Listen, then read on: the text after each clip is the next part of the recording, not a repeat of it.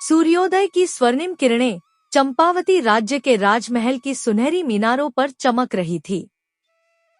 प्रकृति अपने पूरे वैभव में थी, परंतु राज्य के लोगों के चेहरों पर चिंता की गहरी रेखाएं खिंची थी। युवा राजकुमार प्रभाकर के राज्याभिषेक के बाद से ही राज्य में अशांति का माहौल छाया हुआ था।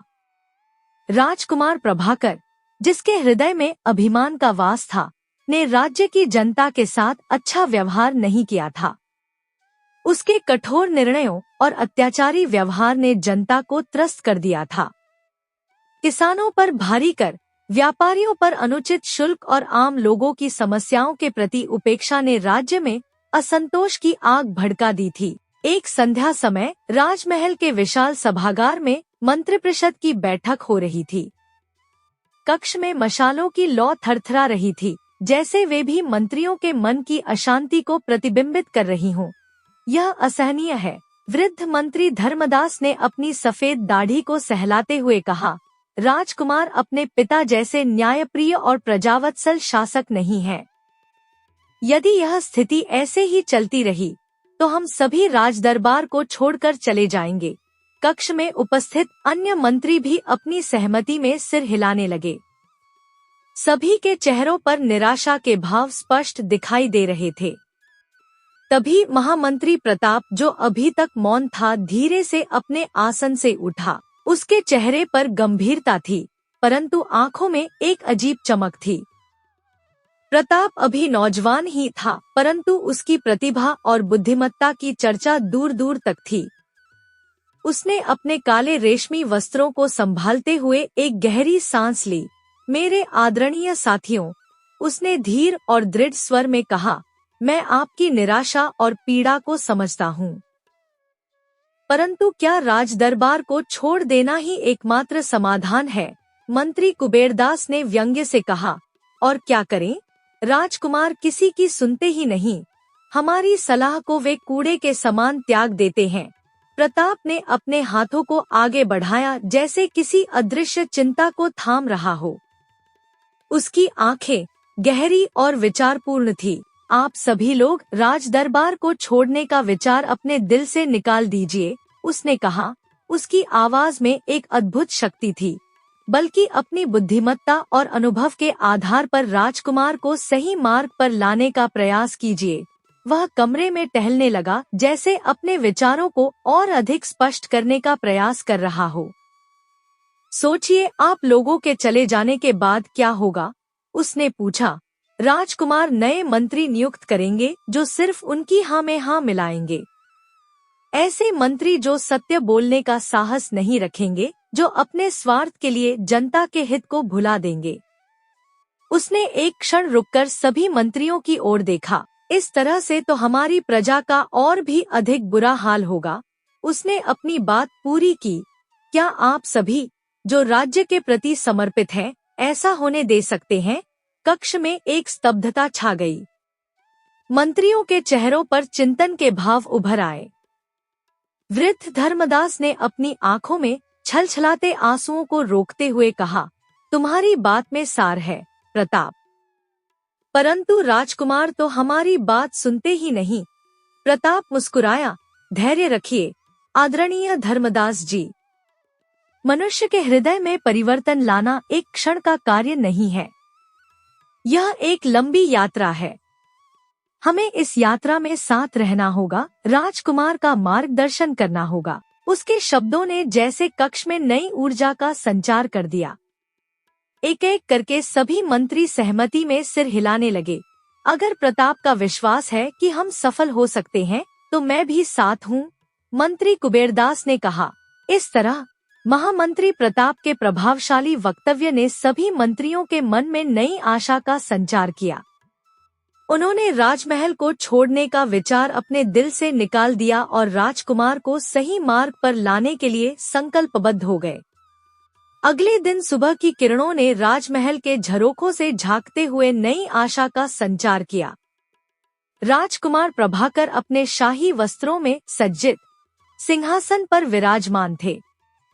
उनके चेहरे पर एक अजीब उत्सुकता झलक रही थी। अचानक उन्होंने अपने हाथ से ताली बजाई और कहा, मुझे अपना खजाना देखना है। पास खड़े सेवक ने सिर झुकाकर कहा, जैसी आपकी आज्ञा महाराज। महामंत्री प्रताप, जो पास ही खड़ा था, ने राजकुमार के चेहरे पर एक अजीब भाव देखा। वह समझ गया कि राजकुमार के मन में कोई नई योजना जन्म ले रही है। मंत्रीगण, मैं अपना खजाना देखना चाहता हूँ। राजकुमार ने अपनी आवाज ऊंची करते हुए घोषणा की, मुझे इसी क्षण अपने साथ ले चलो। मंत्रियों ने एक दूसरे की ओर देखा। खजाना देखने का यह अचानक निर्णय उन्हें अजीब लगा, परंतु वे कुछ कह नहीं सकते थे। राजकुमार प्रभाकर के नेतृत्व में मंत्रियों का समूह महल के नीचे स्थित भूमिगत तहखाने की ओर चल पड़ा। मशालों की लौ ने उनके मार्ग को प्रकाशित किया, जिससे दीवारों पर उनकी लंबी परछाइयां नृत्य करती प्रतीत हो रही थी। भूमिगत सुरंग के अंत में एक विशाल लोहे का द्वार था, जिसे 4 सैनिक पहरा दे रहे थे। द्वार खुलने पर उनके सामने एक लंबा गलियारा था, जिसके दोनों ओर 7 कमरे थे। प्रत्येक कमरे के द्वार पर एक मजबूत ताला लगा हुआ था। ये कमरे हैं जिनमें राज्य का खजाना संरक्षित है। वृद्ध कोषाध्यक्ष ने विनम्रता से बताया, प्रत्येक कमरे में विशेष प्रकार के रत्न और धन संग्रहित हैं। राजकुमार प्रभाकर ने उत्सुकता से चारों ओर देखा। उसकी आंखों में लालच की चमक स्पष्ट दिखाई दे रही थी। मंत्रीगण दूसरे कमरे की ओर बढ़ने लगे। पहले कमरे को छोड़कर ठहरो।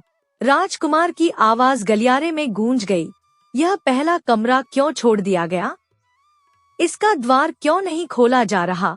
महामंत्री प्रताप ने आगे बढ़कर विनम्रता से कहा, महाराज, इस कमरे को रहने ही दीजिए। इसमें कोई खास वस्तु नहीं है। राजकुमार की भ्रिकुटियां तन गईं। उसकी आंखों में संदेह की चिंगारी सुलग उठी। अगर इसमें कोई खास वस्तु नहीं है, तो इस पर इतना बड़ा ताला क्यों लगा है? उसने तीखे स्वर में पूछा। और इस कमरे को देखने में हर्ज ही क्या है?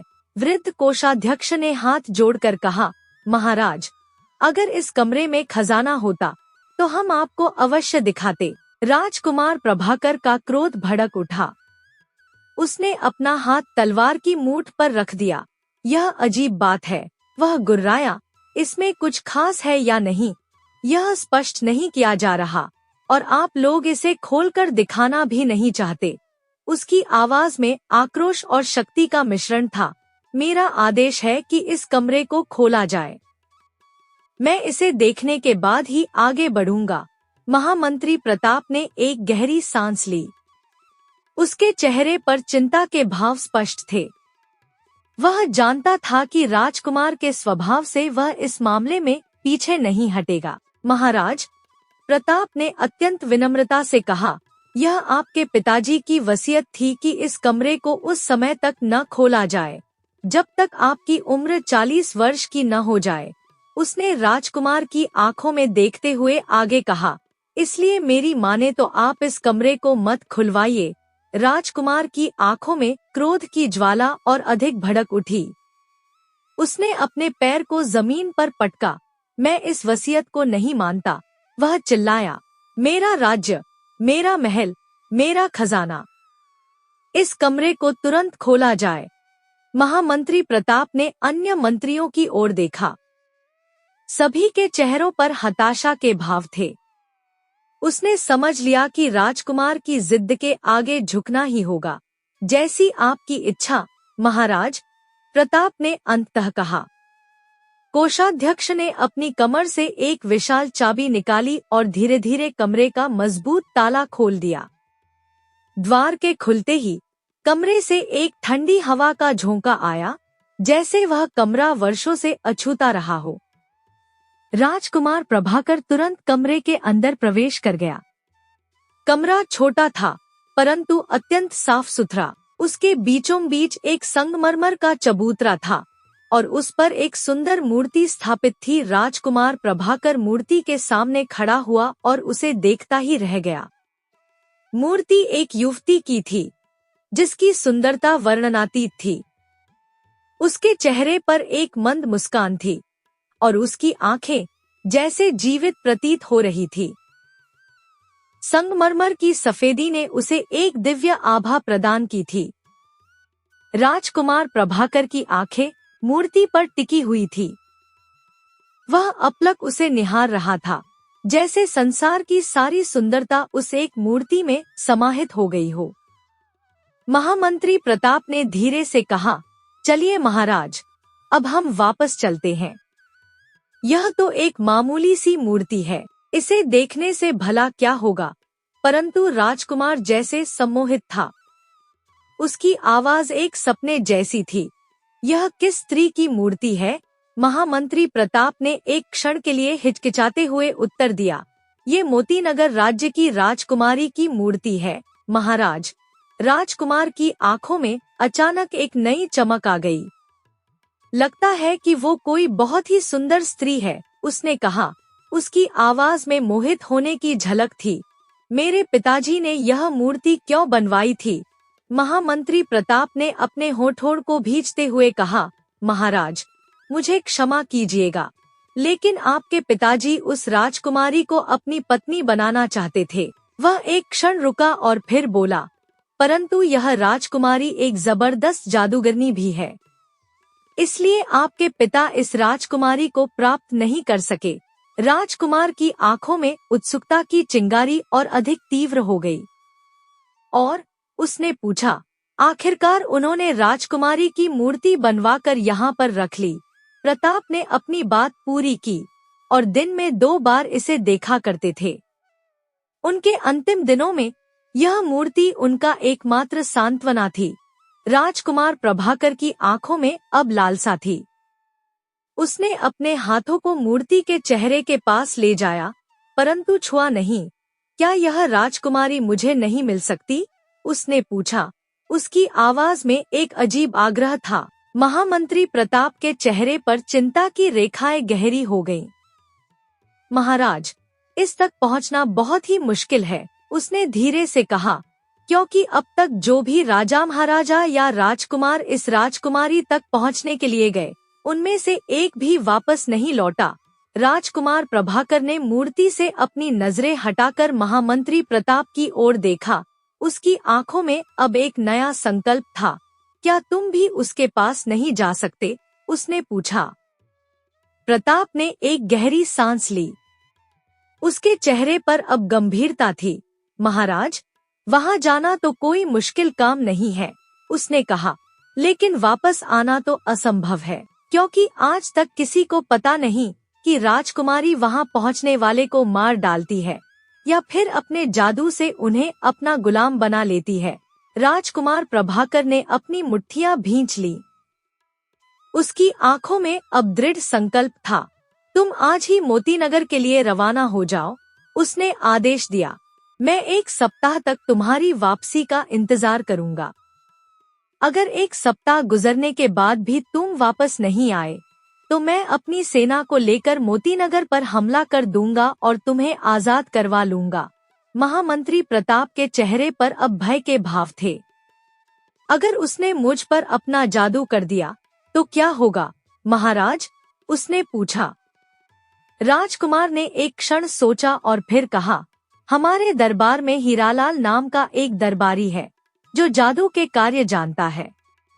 तुम उसे अपने साथ ले जाओ, वह तुम्हारी मदद अवश्य करेगा।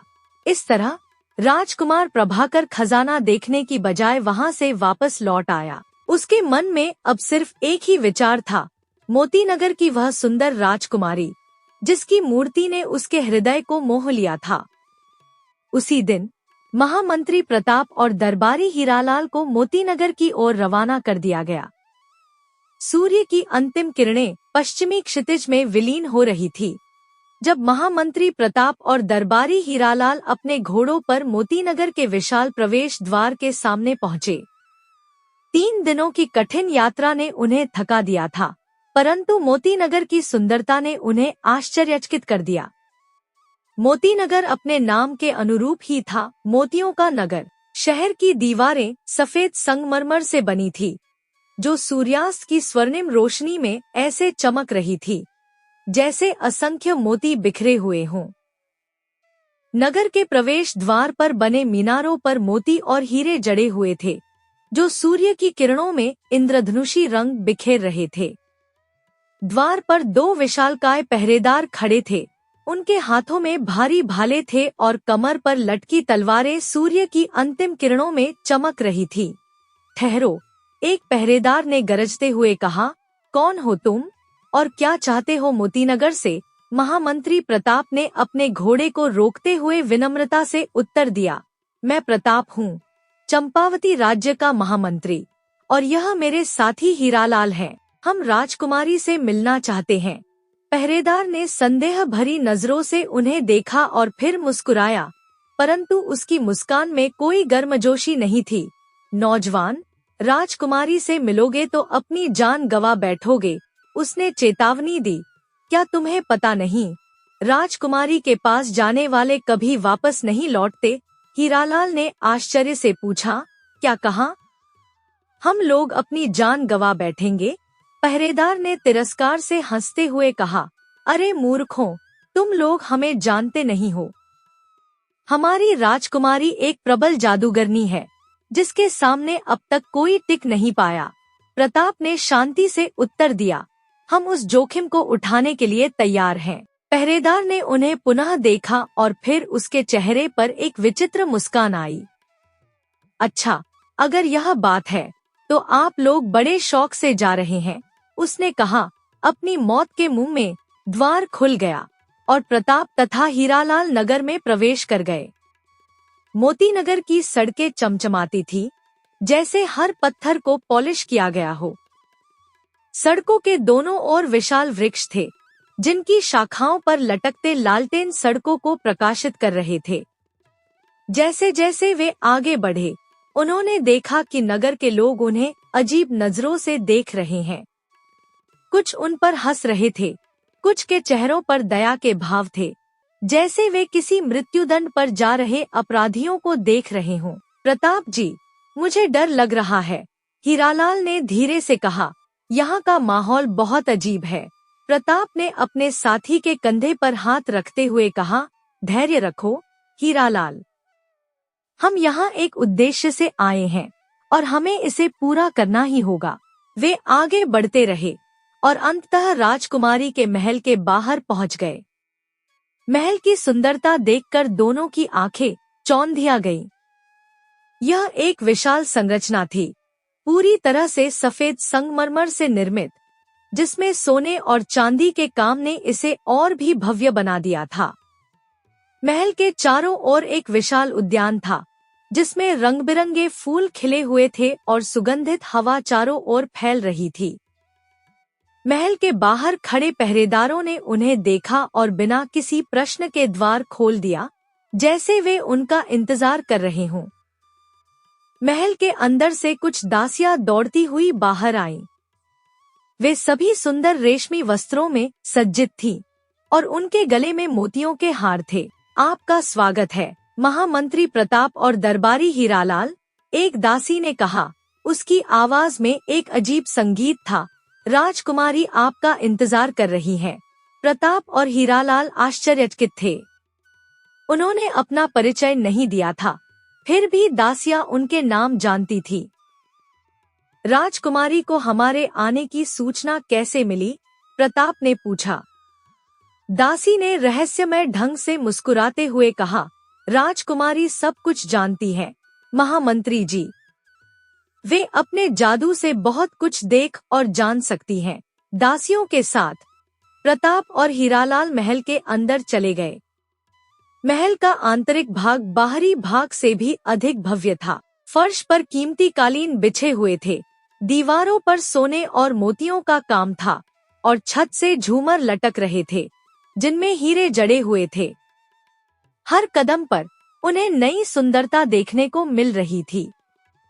अंततः वे एक विशाल कक्ष में पहुंचे, जिसकी छत इतनी ऊंची थी कि वह दिखाई ही नहीं दे रही थी।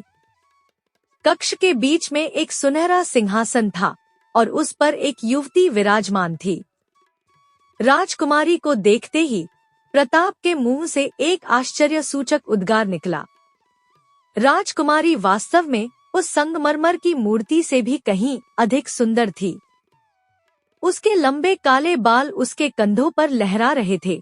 उसकी आंखें गहरे नीले समुद्र जैसी थी और उसका चेहरा चंद्रमा की तरह चमक रहा था। वह एक सुनहरी पोशाक पहने हुई थी जिस पर मोती और हीरे टंके हुए थे। आपका स्वागत है महामंत्री प्रताप और दरबारी हीरालाल, राजकुमारी ने अपनी मधुर आवाज में कहा। मैं आपके आने का इंतजार कर रही थी। प्रताप ने विनम्रता से सिर झुकाया। आपकी प्रसिद्धि आपकी सुंदरता से भी अधिक है राजकुमारी जी। राजकुमारी ने मुस्कुराते हुए कहा, आप मुझे सिर्फ देखने आए हैं या मुझसे शादी करने का इरादा भी रखते हैं? यह सीधा प्रश्न सुनकर हीरालाल की आंखें फटी रह गईं। परंतु प्रताप ने शांति से उत्तर दिया, हम लोग शादी के इरादे से ही यहाँ आए हैं राजकुमारी जी। राजकुमारी की आंखों में एक चमक आई। वह अपने सिंहासन से उठी और धीरे धीरे उनकी ओर बढ़ी। बहुत अच्छा, उसने कहा, लेकिन मेरे 4 सवाल हैं। अगर आप इन सवालों के सही जवाब दे दिए तो मैं आपसे शादी कर लूंगी। उसकी आवाज का स्वर बदल गया और उसमें एक अजीब ठंडापन आ गया। लेकिन अगर आपने मेरे सवालों के जवाब नहीं दिए तो आपकी गर्दन काटकर पेड़ पर लटकवा दूंगी। वह देखिए, उसने अपने हाथ से एक तरफ इशारा किया। प्रताप और हीरालाल ने उस दिशा में देखा और देखा कि एक विशाल पेड़ पर कई कटे हुए सिर लटक रहे थे। यह दृश्य इतना भयानक था कि हीरालाल का चेहरा पीला पड़ गया। अरे मंत्री जी, देख रहे हो? हीरालाल ने कांपते हुए कहा। लगता है हमारा सिर भी वहीं पर नजर आएगा। प्रताप ने अपने साथी के कंधे पर हाथ रखा। आप कुछ देर चुप रहिए हीरालाल जी। राजकुमारी ने अपनी बात जारी रखी। जो आदमी 3-3 सवालों के सही जवाब देकर बाकी के सवालों के गलत जवाब देता है तो मैं उसे अपने जादू की विद्या से जानवर बना देती हूँ। उसने एक अन्य दिशा की ओर इशारा किया। वो देखिए, वह तोता, मैना, और वह उधर देखिए, गधा, कुत्ता और गाय भी है। ये सब असल में इंसान हैं, लेकिन मेरे सवालों के जवाब न दे पाने के कारण जानवर बन गए हैं। हीरालाल का मुंह सूख गया। उसने डर से प्रताप की ओर देखा। राजकुमारी ने अपनी आवाज को मधुर बनाते हुए पूछा, अब बताओ, तुम्हारा क्या इरादा है? क्या तुम मेरे सवालों का सामना करने के लिए तैयार हो? प्रताप ने दृढ़ता से कहा, मैं आपके सभी सवालों के जवाब अवश्य दूंगा राजकुमारी जी। राजकुमारी के होठों पर एक मुस्कान तैर गई। शाबाश, चलिए पहले नाश्ता कर लीजिए, फिर हम सवाल जवाब शुरू करेंगे। प्रताप ने विनम्रता से मना कर दिया। नहीं राजकुमारी जी, यह नहीं हो सकता। मेरा अनुभव कहता है कि ऐसे मौके पर इस तरह की चीज खिला दी जाती है कि मनुष्य अपनी बुद्धि खो बैठते हैं। इसलिए पहले आप अपने सवाल पूछिए, उसके बाद ही नाश्ता पानी होगा। राजकुमारी हीरालाल की यह बात सुनकर ठहाके लगाकर हंसने लगी, जैसे उसने कोई मजेदार बात कही हो। ठीक है, उसने अंततः कहा, चलिए मेरे सवालों का जवाब दीजिए। राजकुमारी अपने सुनहरे सिंहासन पर पुनः विराजमान हुई। उसकी आंखों में अब चुनौती की चमक थी। वह महामंत्री प्रताप को गहराई से देख रही थी, जैसे उसकी आत्मा को पढ़ना चाहती हो। मेरा पहला प्रश्न, उसने धीरे धीरे कहा, एक बड़ा सा पेड़ है जो सारी दुनिया पर छाया हुआ है। उसके पत्ते एक तरफ से काले और दूसरी तरफ से सफेद हैं। वह पेड़ पूरे साल में एक बार मर जाता है और फिर फौरन ही वह जिंदा भी हो जाता है। बताओ, वह पेड़ क्या है? कक्ष में एक अजीब सन्नाटा छा गया। हीरालाल का माथा चिंता से सिकुड़ गया। उसने अपने दिमाग पर जोर दिया, परंतु उसे कोई उत्तर सूझ नहीं रहा था। अचानक उसके चेहरे पर एक चमक आई। यह पेड़ एक गधा हो सकता है, उसने उत्साह से कहा, क्योंकि गधे की पीठ काले रंग की होती है और नीचे से उसका पेट सफेद होता है। महामंत्री प्रताप ने नाराजगी से अपना सिर हिलाया और धीरे से कहा, आप नशे में हैं क्या? कहीं गधा भी 1 साल के बाद मरता है और फिर फौरन जिंदा भी हो जाता है। हीरालाल शर्मिंदा हो गया। प्रताप ने अपनी आंखें बंद की और कुछ क्षणों तक गहन चिंतन में डूब गए। उनके चेहरे पर एक शांत अभिव्यक्ति थी, जैसे वे अपने भीतर के ज्ञान से संपर्क कर रहे हों। राजकुमारी धैर्यपूर्वक प्रतीक्षा कर रही थी। उसके होठों पर एक मंद मुस्कान थी। अचानक प्रताप की आंखें खुली और उनके चेहरे पर एक आत्मविश्वास की चमक थी। राजकुमारी जी, उन्होंने शांति से कहा, उस पेड़ का नाम है 1 वर्ष यानी साल। इसके सफेद पत्ते दिन हैं और काले पत्ते रात हैं। पेड़ का मर जाना यानी 1 साल का समाप्त हो जाना और मरकर फौरन जिंदा हो जाना नए साल का प्रारंभ है। राजकुमारी की आंखों में आश्चर्य की चमक आई। वह प्रताप को ऐसे देख रही थी जैसे पहली बार देख रही हो। सही उत्तर, उसने अंततः कहा। उसकी आवाज में एक नई श्रद्धा थी। आप वास्तव में बुद्धिमान हैं, महामंत्री प्रताप। हीरालाल ने राहत की सांस ली और प्रताप की ओर आदर से देखा। राजकुमारी अपने सिंहासन पर थोड़ी आगे झुकी। मेरा दूसरा सवाल सुनो, उसने कहा। एक समुद्र है जो सारी दुनिया को, यहाँ तक कि हिमालय पर्वत को भी डुबो देता है। लेकिन एक देव, जिसका न मुंह है न हाथ, वो उसे एक ही बार में पी जाता है। बताओ, वह समुद्र क्या है और वह देव कौन है? हीरालाल का चेहरा फिर से निराशा से भर गया। उसने अपने सिर को पकड़ लिया। महामंत्री जी, अब तो हमारी खैर नहीं। अब तो भलाई इसी में है कि कोई पिंजरा तलाश कर ले। प्रताप ने उसे शांत रहने का इशारा किया। आप बिल्कुल चुप रहिए, हीरालाल जी। वह फिर से गहन चिंतन में डूब गए। उनके माथे पर चिंतन की रेखाएं उभर आईं। कक्ष में पूर्ण सन्नाटा था। केवल दूर से आती पक्षियों की आवाजें ही सुनाई दे रही थी। थोड़ी देर बाद प्रताप के चेहरे पर एक मुस्कान तैर आई। उन्होंने धीरे से अपनी आंखें खोलीं और राजकुमारी की ओर देखा। वह समुद्र है, ओस, उन्होंने धीरे धीरे कहा, और सुबह के समय सारी दुनिया उसमें डूबी होती है। और वह देव है, सूरज, जिसका न मुंह है न पैर, और फिर भी वह समुद्र को यानी ओस को पी जाता है। राजकुमारी ने ताली बजाई। उसकी आंखों में अब प्रशंसा के भाव थे। शाबाश, उसने उत्साह से कहा। आपने फिर से सही उत्तर दिया, महामंत्री प्रताप। हीरालाल ने फिर से राहत की सांस ली। वह प्रताप को अब और अधिक आदर से देख रहा था। अब मेरा तीसरा प्रश्न सुनो, राजकुमारी ने कहा। उसकी आवाज अब और अधिक गंभीर थी। मेरी 2 बहनें हैं और 19 दासियां। मैं चाहती हूँ कि मेरी आधी दासियां बड़ी बहन को मिल जाए और बाकी की आधी दासियां मेरी छोटी बहन को मिल जाए। लेकिन यह ध्यान रखिए कि किसी भी दासी के 2 टुकड़े नहीं होने चाहिए और किसी को भी दासियां कम या ज्यादा न मिले। यह कैसे संभव है? हीरालाल का चेहरा लाल हो गया। वह गुस्से से बुदबुदाया। यह सवाल तो बिल्कुल गलत है।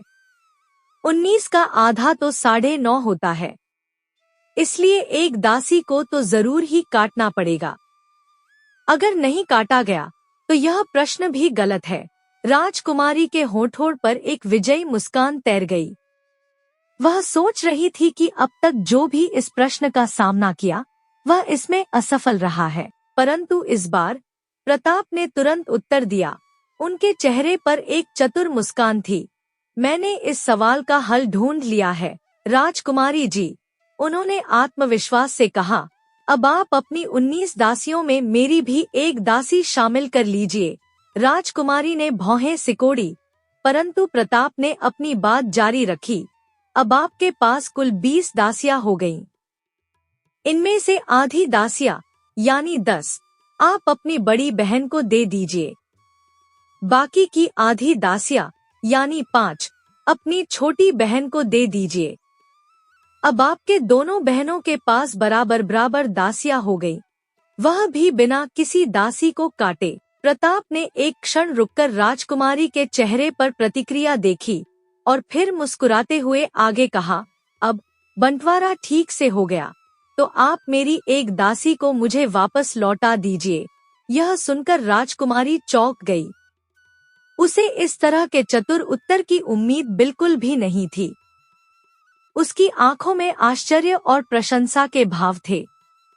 वह सोचने लगी, अगर यह नौजवान इसी तरह से मेरे सारे सवालों के जवाब देता रहा तो क्या होगा? क्या मुझे सचमुच इससे शादी करनी पड़ेगी? हीरालाल ने प्रसन्नता से अपने हाथ मले।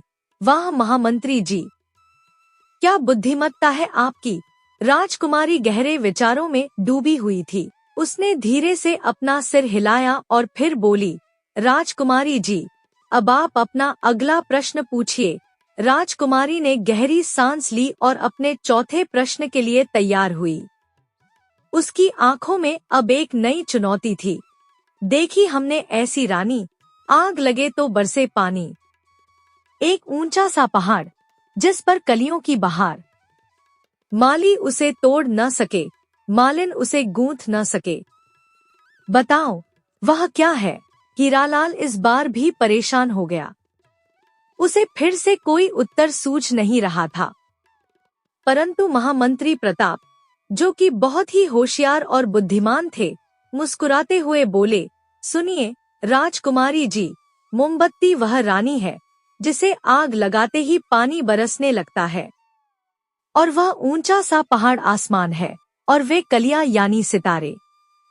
इन कलियों को न तो माली तोड़ सकता है और न ही मालिन गूंथ सकती है।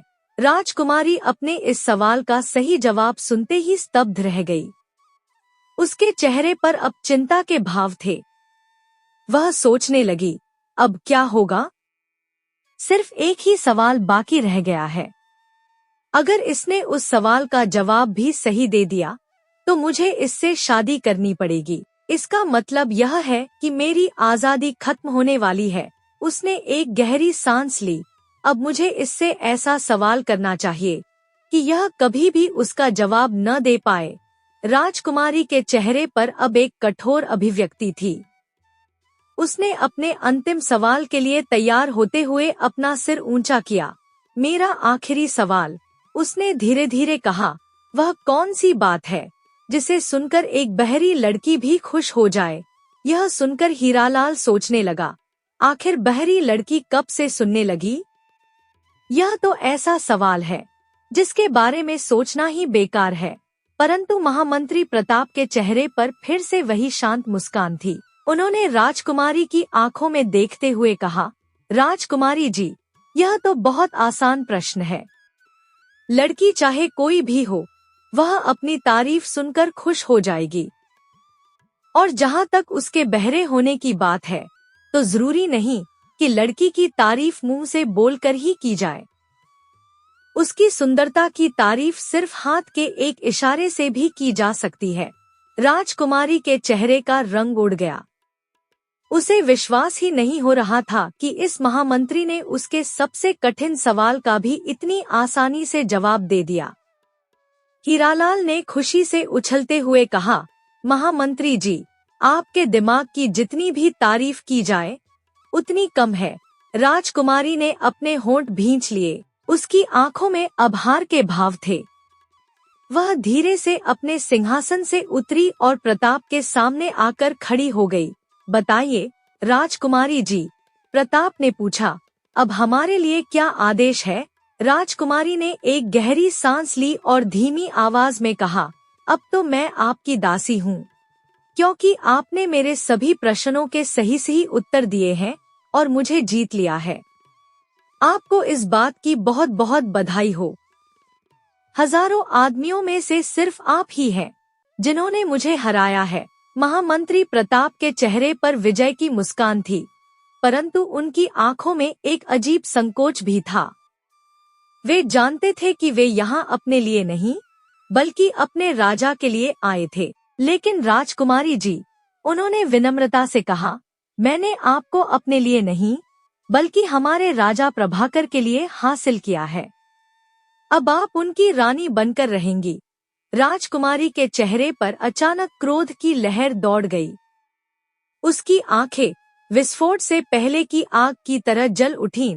नहीं, हरगिज नहीं, उसने दृढ़ता से कहा। उसकी आवाज में अब तक का सबसे तीव्र भाव था। आपने मेरे सवालों के जवाब दिए हैं, इसलिए आप ही मुझसे शादी कर सकते हैं। अगर राजा ने मेरे सवालों के जवाब दिए होते तो वह मुझसे शादी करते, तब मैं किसी दूसरे को यह अधिकार न देती। उसने एक क्षण रुककर प्रताप की आंखों में देखा। हाँ, अगर आपने मुझे पहले ही यह बता दिया होता कि यहाँ पर आप अपने राजा के लिए आए हैं और उन्हीं के लिए इन सवालों के जवाब दे रहे हैं, तो बात कुछ और हो सकती थी। लेकिन आपने तो मुझे इस बारे में कुछ बताया ही नहीं था। प्रताप के चेहरे पर अब चिंता के भाव थे। वे जानते थे कि अगर वे खाली हाथ वापस गए तो राजा प्रभाकर उन्हें कभी माफ नहीं करेगा। लेकिन राजकुमारी जी, उन्होंने अपना पक्ष रखते हुए कहा, मैं तो राजा साहब से यह वादा करके आया था कि आपको उनके लिए लेकर आऊंगा, इसलिए मैं आपसे शादी करके अपना वादा तोड़ नहीं सकता। राजकुमारी ने अपना हाथ उठाकर उन्हें रोक दिया। मुझे इन बातों से कोई मतलब नहीं है। आपने मेरे सवालों के जवाब दिए हैं, इसलिए आप ही मुझसे शादी करेंगे। यह मेरा नियम है और मैं इसे नहीं तोड़ सकती। इस बीच हीरालाल, जो अब तक मौन था, ने अचानक बोलना शुरू किया। राजकुमारी जी, उसने कहा, महामंत्री जी तो वैसे भी आपसे दूर ही रहना चाहेंगे, क्योंकि आपके दिल में तो इंसानों के लिए कोई दया की भावना नहीं है। आपने इतने सारे इंसानों को जानवर बनाकर पिंजरे में बंद कर रखा है। राजकुमारी के चेहरे पर अब शर्म के भाव थे। उसने धीरे से कहा, अगर यह बात है तो मैं उन सबको दोबारा से मनुष्य बना दूंगी और आपके कहने पर मैं उन लोगों को आजाद भी कर दूंगी। हीरालाल के चेहरे पर प्रसन्नता की लहर दौड़ गई। तो फिर मैं आपका हमेशा के लिए आभारी रहूंगा। राजकुमारी उसी समय मुस्कुराती हुई उठी। उसने अपनी जादू की छड़ी निकाली, जो उसके गले में एक हार के रूप में लटकी हुई थी। छड़ी सोने की बनी थी और उसके शीर्ष पर एक चमकता हुआ नीलम था। उसने छड़ी को घुमाया और उससे एक नीली किरण निकली, जो पिंजरे में बंद जानवरों की ओर बढ़ी। जैसे ही किरण उन्हें छूती, वे धीरे धीरे अपने मूल रूप में आने लगते। कुछ ही क्षणों में पिंजरे में बंद सभी जानवर मनुष्यों में बदल गए थे। यह देखकर प्रताप और हीरालाल आश्चर्यचकित थे। उन्होंने देखा कि ये सभी लोग विभिन्न राज्यों के राजकुमार, राजा और साहसी योद्धा थे, जो राजकुमारी को प्राप्त करने के लिए आए थे, परंतु असफल हो गए थे। राजकुमारी ने अपनी छड़ी से पिंजरे के द्वार भी खोल दिए और सभी मनुष्य आजाद हो गए। वे सभी राजकुमारी के प्रति कृतज्ञता व्यक्त करते हुए तुरंत ही अपने अपने राज्यों की ओर चल दिए। महामंत्री जी, राजकुमारी ने मुस्कुराते हुए कहा, अब आप शादी करने के लिए तैयार हो जाइए। प्रताप ने गंभीरता से कहा, राजकुमारी जी, मैं चाहता हूँ कि जादू की इस छड़ी को आप हमेशा के लिए बेकार कर दीजिए। यह शक्ति बहुत खतरनाक है। राजकुमारी ने अपनी छड़ी को देखा, जैसे उसे पहली बार देख रही हो। मैं इसे जमीन में गाड़ देती हूँ, उसने प्रस्ताव दिया। जी नहीं, प्रताप ने कहा, आप इस छड़ी को हीरालाल को दे दीजिए। यह इस छड़ी को एक पत्थर से बांधकर समुद्र में डुबो देगा और फिर यह छड़ी कभी किसी के हाथ नहीं लगेगी। राजकुमारी ने एक क्षण सोचा और फिर अपनी छड़ी हीरालाल को सौंप दी। मैंने आपकी सभी बातें मान ली, उसने कहा। अब तो आप मुझसे शादी कर लीजिए। प्रताप के चेहरे पर अब एक गहरी व्यथा थी। मैं राजा को क्या मुंह दिखाऊंगा? उन्होंने धीरे से कहा, नहीं नहीं, मैं यह शादी नहीं कर सकता। राजकुमारी ने अपना धैर्य खो दिया। आप दोनों हमारे शाही मेहमान खाने में आराम कीजिए, उसने आदेश दिया। कुछ दिनों के लिए आप यहीं रहेंगे, जब तक कि आप अपना निर्णय नहीं बदल लेते। प्रताप ने विरोध किया। जी नहीं, हम आपको साथ लेकर फौरन वापस जाना चाहते हैं। क्योंकि राजा प्रभाकर वहाँ पर हमारा इंतजार कर रहे होंगे। लेकिन राजकुमारी ने उनकी एक न सुनी और मजबूर होकर उन दोनों को महल के मेहमान खाने में ठहरा दिया गया। उनके साथ सैनिक भी तैनात किए गए ताकि वे भाग न सके। इधर चंपावती राज्य में राजा प्रभाकर बेचैनी से महामंत्री प्रताप और दरबारी हीरालाल की वापसी का इंतजार कर रहे थे। उन्होंने अपना अधिकतर समय उस कमरे में बिताया जहां राजकुमारी की संगमरमर की मूर्ति थी। वे घंटों तक उस मूर्ति को देखते रहते, जैसे वह किसी भी क्षण जीवित हो उठेगी। जब एक सप्ताह बीत गया और प्रताप तथा हीरालाल वापस नहीं आए, तो राजा प्रभाकर का धैर्य टूट गया। उन्होंने अपने सेनापति को बुलाया। सेनापति, मेरे विश्वासपात्र मंत्री और दरबारी एक सप्ताह से लापता है। उन्होंने गंभीरता से कहा, मुझे डर है कि मोतीनगर की उस जादूगरनी ने उन्हें भी अपने जादू का शिकार बना लिया है। सेनापति ने विनम्रता से सिर झुकाया। क्या आदेश है महाराज? राजा प्रभाकर ने अपनी तलवार निकाली और उसे ऊपर उठाया। मोतीनगर पर चढ़ाई करने की तैयारी करो। हम उस जादूगरनी को सबक सिखाएंगे। तुरंत ही चंपावती की सेना को युद्ध के लिए तैयार किया गया। हजारों सैनिक, घुड़सवार और हाथी सजाए गए। तीर, तलवारें और भाले चमकाए गए। युद्ध के लिए सारी तैयारियां की गई। अगले दिन सुबह राजा प्रभाकर अपनी विशाल सेना के साथ मोतीनगर की ओर रवाना हुए। उनकी आंखों में प्रतिशोध की आग जल रही थी। 3 दिन की कठिन यात्रा के बाद चंपावती की सेना मोतीनगर के द्वार पर पहुंच गई। सेना के आगमन का समाचार तुरंत ही राजकुमारी तक पहुंचा। उसने तुरंत अपने सैनिकों को राज्य की रक्षा के लिए तैयार होने का आदेश दिया। मोतीनगर के द्वार पर दोनों सेनाएं आमने सामने थी। राजा प्रभाकर अपने विशाल हाथी पर सवार थे, जबकि मोतीनगर के सेनापति अपने सफेद घोड़े पर। सुनो मोतीनगर के लोगों, राजा प्रभाकर ने गरजते हुए कहा, मैं चंपावती का राजा प्रभाकर हूँ। मैं अपने महामंत्री प्रताप और दरबारी हीरालाल को वापस चाहता हूँ, साथ ही तुम्हारी राजकुमारी को भी। अगर तुम मेरी मांग नहीं मानते तो मैं इस शहर को तबाह कर दूंगा। मोतीनगर के सेनापति ने क्रोध से उत्तर दिया, हम तुम्हारी धमकियों से नहीं डरते राजा प्रभाकर। हमारी राजकुमारी किसी की दासी नहीं है। अगर तुम युद्ध चाहते हो तो हम तैयार हैं। इन शब्दों के साथ दोनों सेनाओं के बीच युद्ध शुरू हो गया। तलवारों की टकरने की आवाजें, भालों के वार और घोड़ों की टापों ने एक भयानक संगीत बना दिया। जब महामंत्री प्रताप को पता चला कि 2 सेनाओं के बीच युद्ध शुरू हो गया है, तो वे तुरंत ही राजकुमारी के पास पहुंचे। राजकुमारी जी, इस युद्ध को रोक दीजिए, उन्होंने आग्रह किया। मैं राजा प्रभाकर को समझाना चाहता हूँ। इस निरर्थक रक्तपात को रोकिए। राजकुमारी ने प्रताप की आंखों में देखा। उसने उनके शब्दों में सच्चाई महसूस की। ठीक है, उसने कहा, मैं आपके साथ चलूंगी।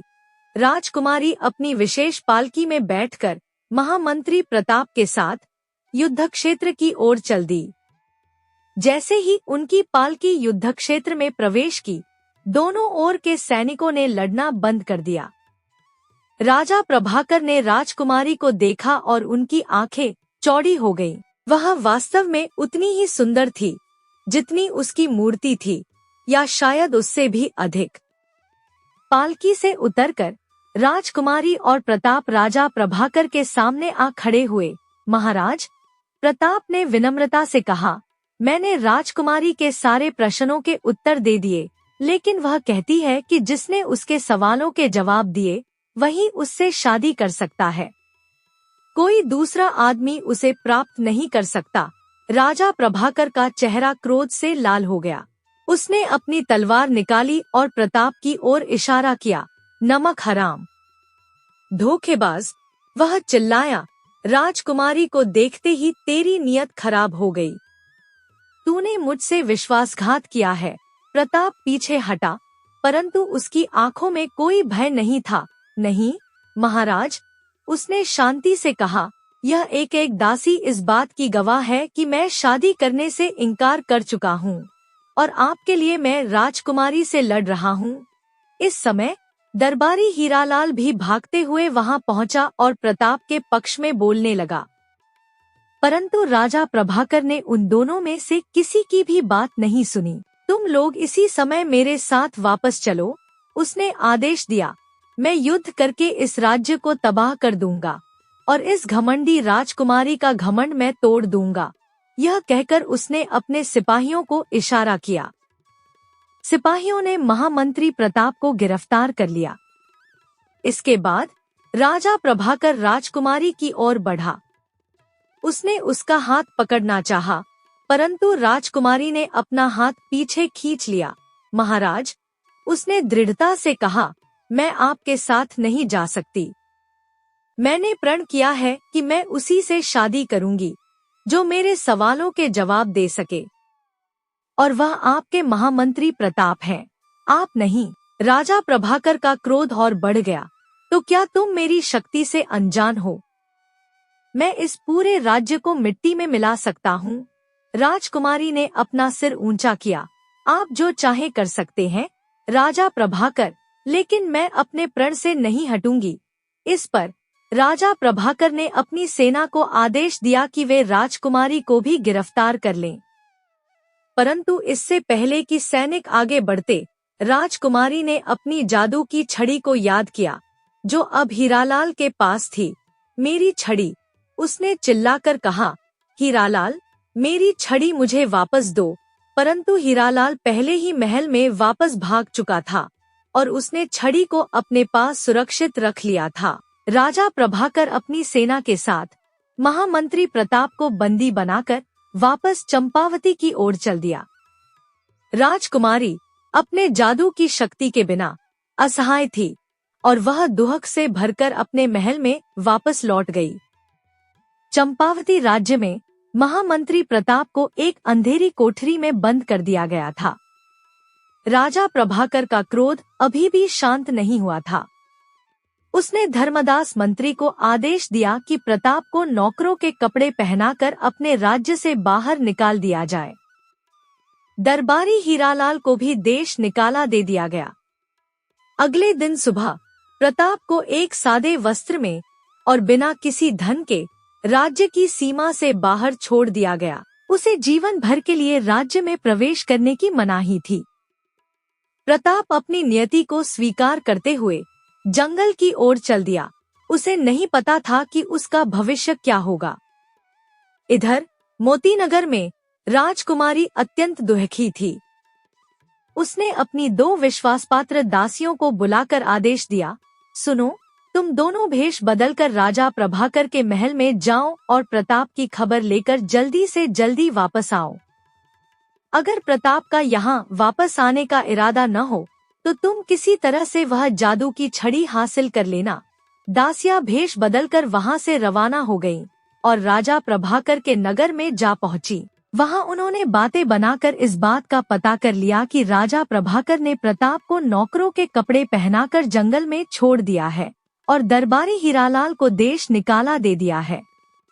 दासियां सारा हाल मालूम करने के बाद वापस मोतीनगर की ओर चली गई। उन्होंने राजकुमारी से सारी बात बताई। राजकुमारी बहुत ही परेशान हुई और सोचने लगी, प्रताप जैसे होशियार और अक्लमंद नौजवान की ही तो मुझे तलाश थी। ऐसे आदमी के साथ जीवन बहुत ही अच्छी तरह से कट सकता है, लेकिन प्रभाकर जैसे के साथ तो एक दिन काटना भी बहुत मुश्किल है। जादू की छड़ी छीन जाने के कारण मेरी शक्ति बहुत ही कम हो गई है। काश मेरी छड़ी मेरे पास होती। उसने अपना निर्णय लिया। मैं आज ही महामंत्री प्रताप की तलाश के लिए जंगलों की खाक छानना शुरू कर देती हूँ। राजकुमारी अपनी कुछ विश्वासपात्र दासियों और सैनिकों के साथ सादे कपड़ों में महल से निकल पड़ी। उसने अपना राज्य छोड़ दिया, बिना यह बताए कि वह कहाँ जा रही है। उसका एकमात्र लक्ष्य था महामंत्री प्रताप को ढूंढना और अपनी जादू की छड़ी वापस पाना। दूसरी ओर दरबारी हीरालाल भी अपने जीवन के लिए संघर्ष कर रहा था।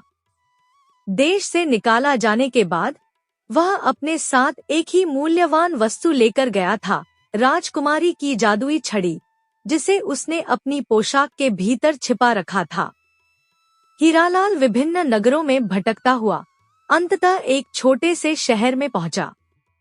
भूख और थकान से परेशान उसने एक योजना बनाई, क्यों न बाजारों में मजमा लगाकर अपनी जादू की छड़ी से इंसानों को जानवर और जानवरों को इंसान बनाने का कमाल दिखाया करूं। उसने सोचा, इस तरह से सुबह से शाम तक कुछ रुपए जरूर कमा लूंगा। यह सोचकर उसने एक बड़े बाजार में खड़े होकर मजमा लगाया और लोगों से कहने लगा, भाइयों, मैं जादूगर तो नहीं, लेकिन फिर भी इंसान को जानवर बना सकता हूँ और जानवर को वापस इंसान के रूप में ला सकता हूँ। अगर विश्वास न हो तो आप में से कोई भी मेरे सामने आकर खड़ा हो जाए। भीड़ में से एक आदमी आगे आया और कहने लगा, तुम मुझे ऊंट बना दो तो मैं तुम्हें एक अशर्फी इनाम में दूंगा। हीरालाल बहुत ही खुश हुआ। उसने छड़ी घुमाकर कहा, ओ आदमी, तू ऊंट बन जा। और देखते ही देखते वह आदमी एक विशालकाय ऊंट में बदल गया। यह कमाल देखकर भीड़ में से फिर एक मोटा आदमी आगे आया और कहने लगा, मुझे हाथी बनाकर दिखाओ। हीरालाल ने छड़ी घुमाई और उसे हाथी बना दिया। भीड़ आश्चर्य से चिल्ला उठी। उसी समय वहां से उस नगर के राजा की सवारी जा रही थी। राजा ने पूछा, यह क्या तमाशा है? सिपाहियों ने बताया, महाराज, एक आदमी इंसानों को जानवर बना रहा है। यह सुनकर राजा के मन में भी यह तमाशा देखने का शौक जागा। उसने अपनी पालकी रुकवाई और हीरालाल को अपने सामने बुलाया। मुझे तो लगता है कि इस आदमी ने अब तक जिन भी लोगों को जानवर बनाया है वे सब इसी के आदमी थे। राजा ने संदेह व्यक्त किया, अगर तुम मेरे मंत्री को शेर बनाकर दिखाओ तो मुझे विश्वास आएगा कि तुम सचमुच एक सच्चे जादूगर हो। हीरालाल के लिए भला यह कौन सा मुश्किल काम था। उसने छड़ी घुमाकर मंत्री को शेर बना दिया। राजा ने आश्चर्य से अपनी आंखें फाड़ ली। वाह! राजा ने प्रसन्नता से कहा और अपने गले से एक मोतियों का हार निकालकर हीरालाल को देते हुए कहा, अब इन लोगों को तुम दोबारा से इंसान बना दो। हीरालाल ने आत्मविश्वास से छड़ी घुमाकर कहा, वापस इंसान बन जाओ। लेकिन कुछ भी नहीं हुआ। ऊंट ऊंट ही रहा, हाथी हाथी ही रहा और शेर शेर ही रहा। हीरालाल का चेहरा पीला पड़ गया। उसने दोबारा से छड़ी घुमाकर कहा, लेकिन कोई असर नहीं हुआ। अब तो हीरालाल बहुत ही सिर पीटने लगा और बार बार छड़ी घुमा घुमा कर शोर मचाने लगा, वापस इंसान बन जाओ, वापस इंसान बन जाओ। राजा ने जब यह हाल देखा तो उसे बहुत ही गुस्सा आया और उसने हीरालाल की गिरफ्तारी का आदेश दे दिया। सिपाहियों ने हीरालाल को गिरफ्तार कर लिया और उन जानवरों को रस्सी से बांधकर अपने महल की तरफ चल दिए। वहां जाकर राजा को मालूम हुआ कि जादू की छड़ी असल में मोतीनगर की राजकुमारी की है और वही इस छड़ी के रहस्य को जानती है। राजा ने उसी समय अपने दूत को मोतीनगर के लिए रवाना किया ताकि वहां की राजकुमारी से वह यह प्रार्थना कर सके कि इन जानवरों को वापस इंसान बना दे। दूत मोतीनगर के महल में पहुंचा तो उसे मालूम हुआ कि राजकुमारी तो राज्य छोड़कर कहीं चली गई है और उसके बारे में किसी को कुछ भी नहीं मालूम। दूत निराश होकर वापस अपने शहर आ गया। उसने राजा से कहा, महाराज, राजकुमारी तो लापता है। अब तो सिर्फ एक ही रास्ता है कि पूरे राज्य में यह ऐलान करवा दिया जाए कि कोई भी जादूगर यहाँ पर आकर इस छड़ी का रहस्य बताए और इन जानवरों को दोबारा से इंसान बना दे। राजा को यह उपाय बहुत ही पसंद आया और उसने फौरन ही यह ऐलान करवा दिया। इस ऐलान की खबर दूर दूर तक फैल गई। घने जंगल में महामंत्री प्रताप एक छोटी सी झोपड़ी में रह रहा था जिसे उसने स्वयं बनाया था।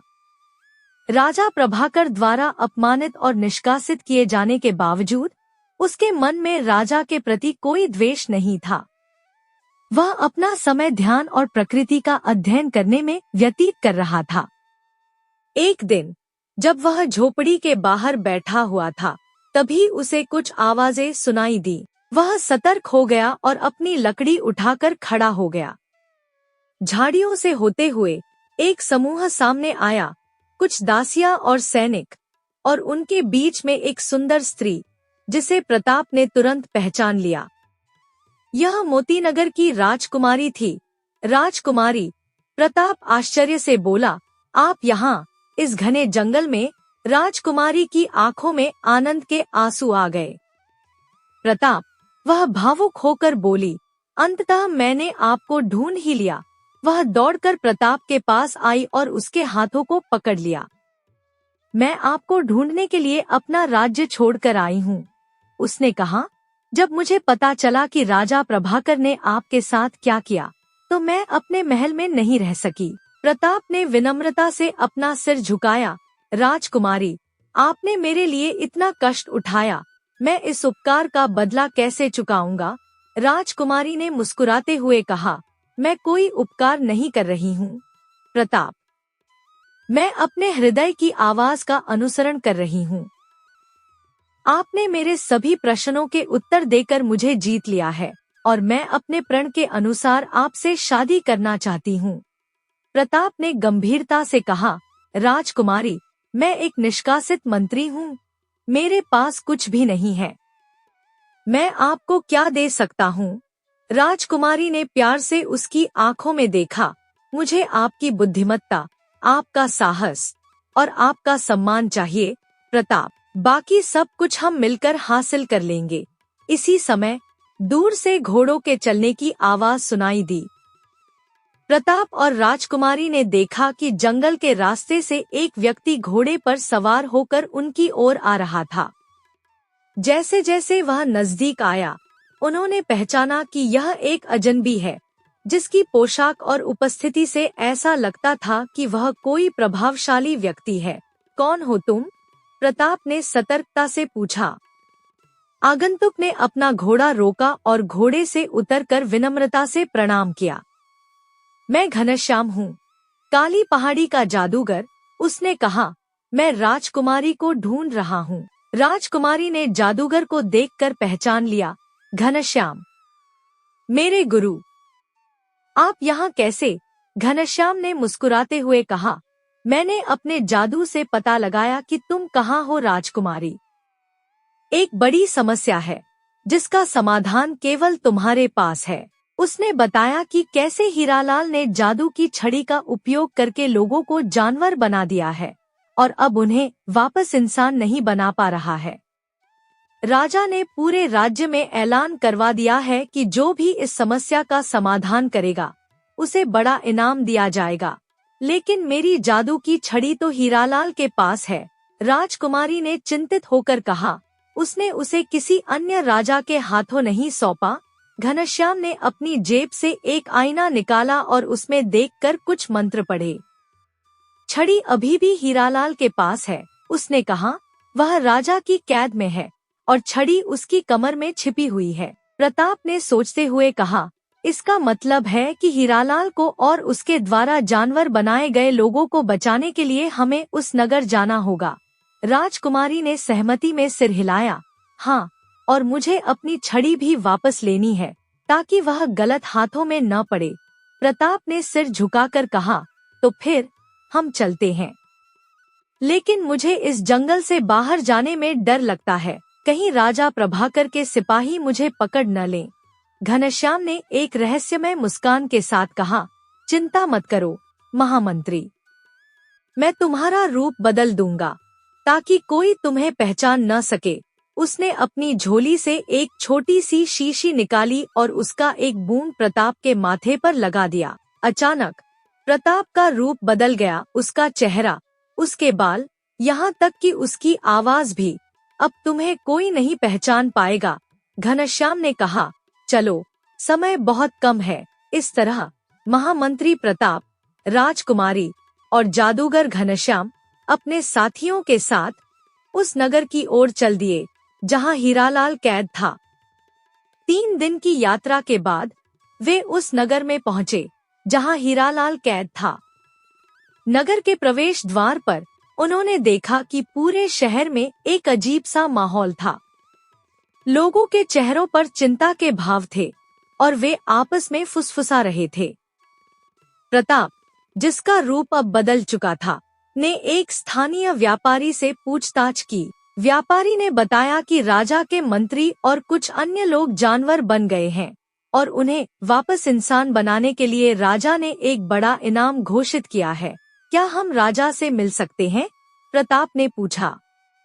व्यापारी ने मुस्कुराते हुए कहा, हाँ, राजा ने घोषणा की है कि जो भी इस समस्या का समाधान करने का दावा करता है, उसे बिना किसी देरी के राजा के सामने लाया जाए। इस जानकारी के साथ वे तीनों, प्रताप, राजकुमारी और घनश्याम, राजमहल की ओर चल दिए, जबकि उनके साथी बाहर इंतजार करने लगे। राजमहल में पहुंचकर उन्होंने घोषणा की कि वे जानवर बने लोगों को वापस इंसान बनाने का उपाय जानते हैं। तुरंत ही उन्हें राजा के दरबार में लाया गया। दरबार में राजा अपने सिंहासन पर बैठा था। उसके चेहरे पर चिंता के भाव स्पष्ट थे। उसके बगल में एक पिंजरा था जिसमें एक शेर बंद था जो लगातार दहाड़ रहा था। पास ही एक ऊंट और एक हाथी भी बंधे हुए थे। राजा ने उन्हें देखते ही पूछा, तुम लोग कौन हो और क्या तुम वास्तव में इन जानवरों को वापस इंसान बना सकते हो? राजकुमारी ने आगे बढ़कर कहा, महाराज, मैं मोती नगर की राजकुमारी हूँ। मुझे बताया गया है कि मेरी जादू की छड़ी का दुरुपयोग करके इन लोगों को जानवर बनाया गया है। राजा की आंखें चमक उठीं। तो क्या आप इन्हें वापस इंसान बना सकती हैं? हाँ, राजकुमारी ने कहा, लेकिन इसके लिए मुझे अपनी जादू की छड़ी चाहिए, जो अभी हीरालाल नामक व्यक्ति के पास है। राजा ने तुरंत आदेश दिया कि हीरालाल को कैद से बाहर लाया जाए। कुछ ही क्षणों में सिपाही हीरालाल को खींचते हुए ले आए, जो अब बहुत ही दयनीय स्थिति में था। हीरालाल, राजकुमारी ने कहा, मुझे मेरी जादू की छड़ी वापस दो। हीरालाल ने राजकुमारी को देखकर आश्चर्य से अपनी आंखें फाड़ ली। राजकुमारी, आप यहाँ? उसने हकलाते हुए कहा।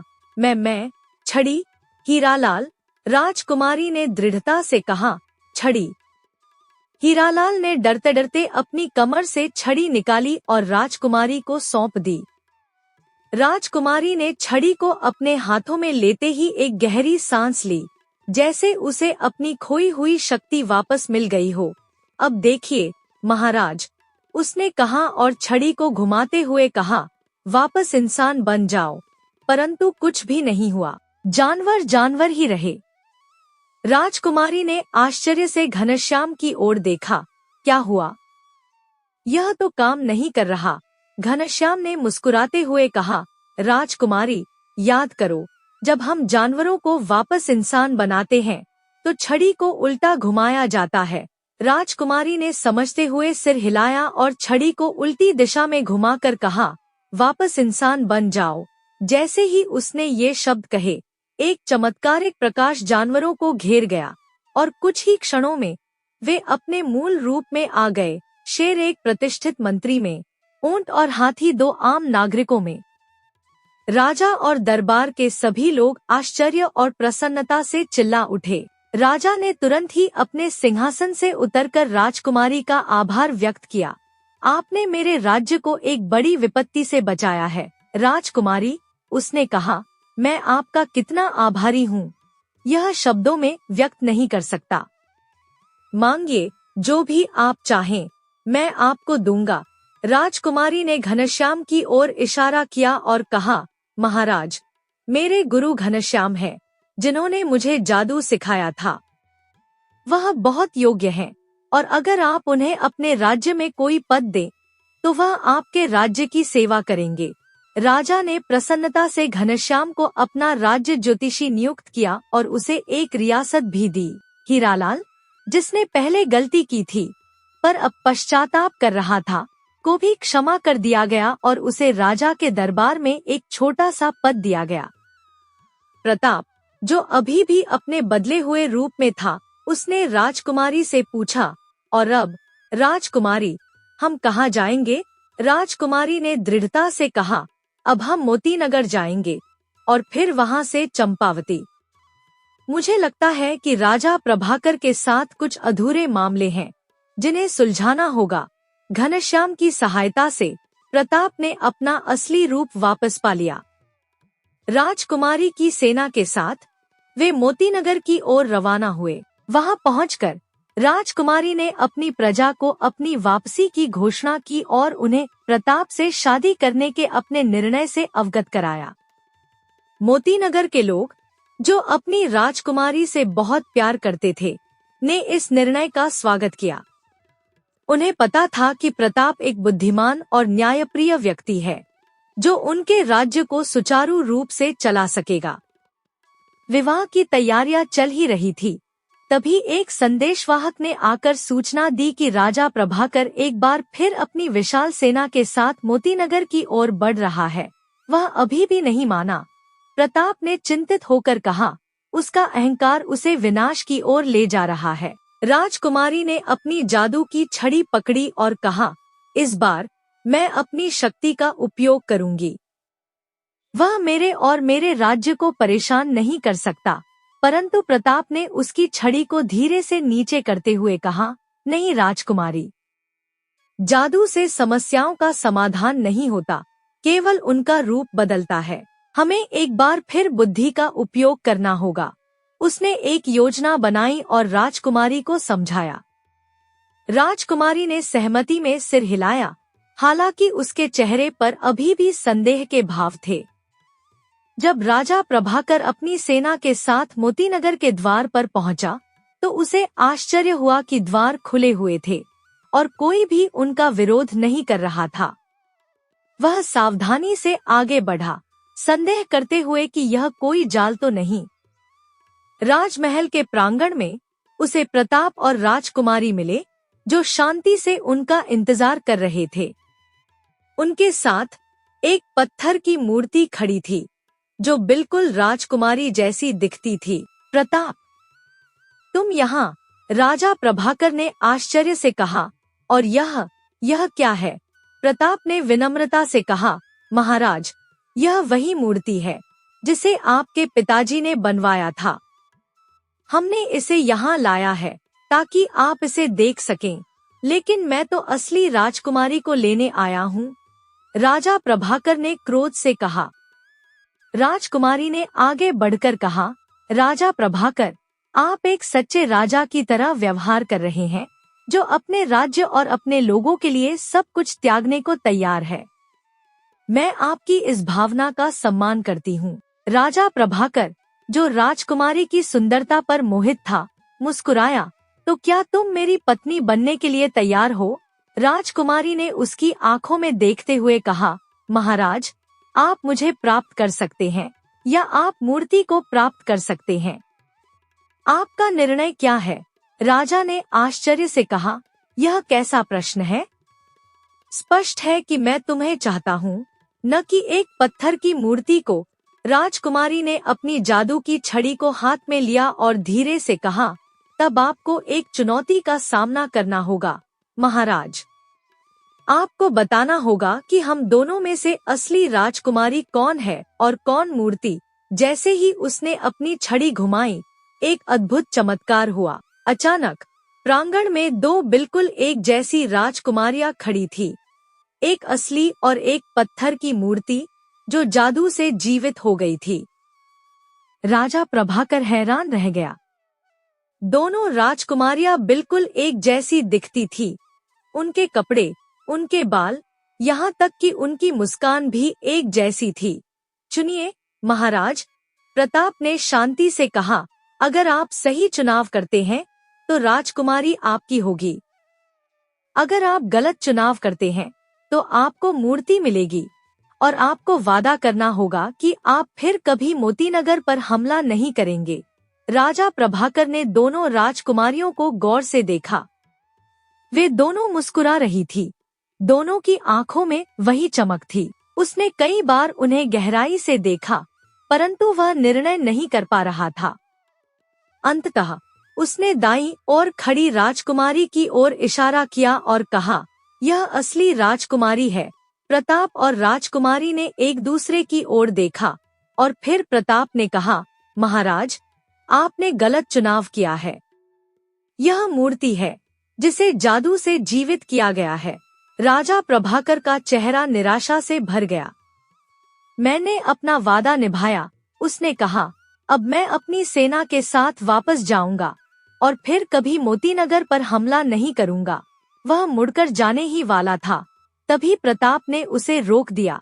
महाराज, ठहरिए, उसने कहा। आप एक सच्चे राजा हैं, जो अपने शब्द का पालन करता है। आपने अपने राज्य का आधा हिस्सा देकर राजकुमारी को प्राप्त करने का प्रयास किया और अब आप अपनी हार स्वीकार करके जा रहे हैं। यह सच्ची महानता है। राजा प्रभाकर ने उलझन से प्रताप की ओर देखा। क्या कहना चाहते हो तुम? प्रताप ने राजकुमारी की ओर देखा, जिसने सहमति में सिर हिलाया। महाराज, प्रताप ने कहा, हम प्रस्ताव करते हैं कि मोतीनगर और चंपावती के बीच एक संधि हो जाए। हम एक दूसरे के मित्र और सहयोगी बने, न कि शत्रु। राजा प्रभाकर ने सोचते हुए कहा। और इसके बदले में राजकुमारी ने मुस्कुराते हुए कहा, आप इस मूर्ति को अपने साथ ले जा सकते हैं, जो अब जीवित है और राजा प्रभाकर की महारानी बनने के लिए तैयार है। राजा प्रभाकर आश्चर्यचकित था। क्या यह संभव है? हाँ, राजकुमारी ने अपनी जादू की छड़ी को पकड़ते हुए कहा, मेरे जादू से यह मूर्ति हमेशा के लिए जीवित रहेगी और वह आपकी एक सच्ची और वफादार पत्नी होगी। राजा प्रभाकर ने जीवित मूर्ति की ओर देखा, जो अब उसकी ओर प्यार से मुस्कुरा रही थी। उसके चेहरे पर एक अजीब शांति छा गई। स्वीकार है, उसने अंततः कहा। मोतीनगर और चंपावती के बीच शांति और मैत्री हो। इस तरह राजा प्रभाकर जीवित मूर्ति को अपने साथ ले गया, जो अब उसकी महारानी बन गई थी, और प्रताप तथा राजकुमारी ने मोतीनगर में अपना विवाह रचाया। प्रताप ने राजकुमारी के साथ मिलकर मोतीनगर को एक समृद्ध और शांतिपूर्ण राज्य बनाया। उनके शासन में राज्य ने नई ऊंचाइयों को छुआ और जनता उनकी बुद्धिमत्ता और न्याय की प्रशंसा करती थी। घनश्याम जादूगर, हीरालाल और कई अन्य लोग जिन्हें वे अपनी यात्रा में मिले थे, सभी ने अपने अपने स्थान पर खुशहाल जीवन व्यतीत किया। और जहां तक राजकुमारी की जादू की छड़ी की बात है, उसने उसे सुरक्षित रख दिया, यह जानते हुए कि सच्ची शक्ति जादू में नहीं, बल्कि बुद्धि, साहस और प्रेम में निहित है। इस तरह एक बुद्धिमान मंत्री की चतुराई से न केवल एक राज्य का उद्धार हुआ, बल्कि दो राज्यों के बीच शांति और समृद्धि का नया युग प्रारंभ हुआ।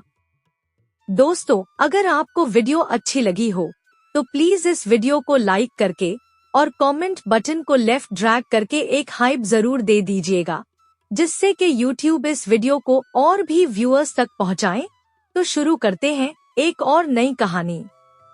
पंढरपुर गांव के पूरब की ओर एक छोटी सी झोपड़ी में रूपा अपनी दादी धनी के साथ रहती थी। झोपड़ी भले ही छोटी थी, पर आंगन में फैली फूलों की क्यारियां और टाके हुए रंग बिरंगे पर्दे उसे जीवंत बनाते थे। बरसात के मौसम में छत से टपकते पानी के लिए दादी ने जगह जगह बर्तन रख छोड़े थे, जिन्हें रूपा कभी कभार खेल खेल में बदल देती। जब रूपा मात्र 2 वर्ष की थी, तब पंढरपुर में भयानक भूचाल आया था। उस प्राकृतिक आपदा ने रूपा के माता पिता को उससे छीन लिया था। तब से दादी धनी ने ही रूपा का पालन पोषण किया था।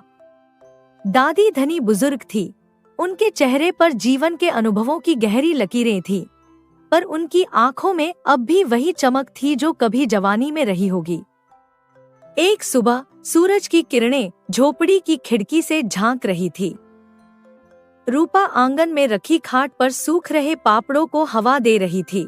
दादी, रूपा ने उत्साह से आवाज लगाई, आज तो मैं भी आपके साथ पापड़ बेचने जरूर आऊंगी। दादी रसोई से निकल कर आई, हाथों में आटे के निशान अभी भी ताजे थे। अच्छा मेरी प्यारी बच्ची, वे प्यार से मुस्कुराईं। पहले जो पापड़ सूख गए हैं उन्हें इकट्ठा तो कर ले एक थैले में। जल्दी कर, फिर हम दोनों खाना खाकर निकल जाएंगे। जी दादी, रूपा ने झट से कहा और पापड़ों की ओर बढ़ गई। वह एक एक करके पापड़ों को देखती, जो सूखे लगते उन्हें सावधानी से एक थैली में रखती। काम करते करते उसके मन में विचार आया, बेचारी दादी इतने सालों से लोगों से मांग मांग कर लाए अनाज से पापड़ बनाती हैं और मेरी पढ़ाई का खर्च उठाती हैं। दादी के लिए मुझे कुछ करना चाहिए। उसी समय दादी की आवाज आई, रूपा, ए रूपा, चल जल्दी, रोटी ठंडी हो जाएगी, उससे पहले खाना खा लें। आई दादी, बस आई, रूपा ने जवाब दिया। रूपा ने पापड़ों का थैला एक तरफ रखा और कुछ अधसूखे पापड़ अलग कर दिए। बचपन से ही दादी ने अकेले रूपा को बड़ा किया था, इसलिए रूपा अपनी दादी की हर बात मानती थी। उसके लिए दादी ही उसकी दुनिया थी। दोपहर के समय दादी और रूपा गांव की गलियों से होकर गुजर रही थी। दादी ने पापड़ों का थैला कंधे पर लटकाया था, जबकि रूपा उनका हाथ थामे हुए थी। बेटा, दादी ने अचानक पूछा, तुझे पता है ना हम पापड़ कितने पैसों में बेचते हैं? नहीं दादी, लेकिन जैसा आप कहेंगी मैं वैसा ही करूंगी, रूपा ने मासूमियत से कहा। दादी मुस्कुरा दी। हम 2 रुपए में एक पापड़ बेचते हैं बेटा। अच्छा, ऐसा है, रूपा ने आश्चर्य से कहा। मैंने अभी गिने हैं, 39 पापड़ हुए हैं। तो बताओ कितने रुपए हुए? 78 रुपए हुए दादी, रूपा ने तुरंत जवाब दिया। वाह मेरी बच्ची, दादी ने प्यार से रूपा के सिर पर हाथ फेरते हुए कहा। जितनी सुंदर और सुशील है उतनी ही होशियार भी। दादी को अपनी पोती पर बहुत गर्व था। काम करने की कोई आलस नहीं, पढ़ाई लिखाई में होशियार और संस्कारों से भरपूर यह लड़की दादी के जीवन का एकमात्र सहारा थी। वे दोनों नदी के किनारे से होकर गुजर रही थी, जब अचानक रूपा की नजर नदी के पास जमे दलदल में फंसी एक छोटी सी बछड़ी पर पड़ी। अरे दादी, वो देखिए, रूपा ने चिल्लाकर कहा और बछड़ी की ओर इशारा किया। वो बेचारी बछड़ी अकेली लगती है, दलदल में फंस गई है।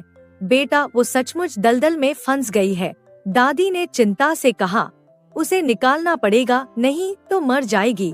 पापड़ का थैला नीचे रखकर दोनों दौड़कर वहां पहुंची और बछड़ी को बाहर निकालने की कोशिश करने लगी। बड़ी मुश्किल से दोनों ने बछड़ी को उठाकर बाहर निकाला। इस प्रक्रिया में उनके कपड़े कीचड़ से सन गए थे। अरे अरे, तू ठीक तो है? रूपा ने बछड़ी से पूछा, जो अब बड़ी मुश्किल से सांस ले पा रही थी। बस थक गई है बेटा, दादी ने समझाया। देखो, हमारे कपड़े भी गंदे हो गए हैं। चलो घर चलते हैं। रूपा और दादी एक दूसरे की ओर देखकर हंसने लगी और घर की ओर चल पड़ी। रास्ते में दादी ने कहा, बेटा कल 2 गुना पापड़ बेचने पड़ेंगे। उनके आश्चर्य की सीमा न रही जब उन्होंने देखा कि बछड़ी उनके पीछे पीछे चली आ रही थी। अरे दादी, ये तो घर तक हमारे पीछे पीछे आ गई, रूपा ने कहा।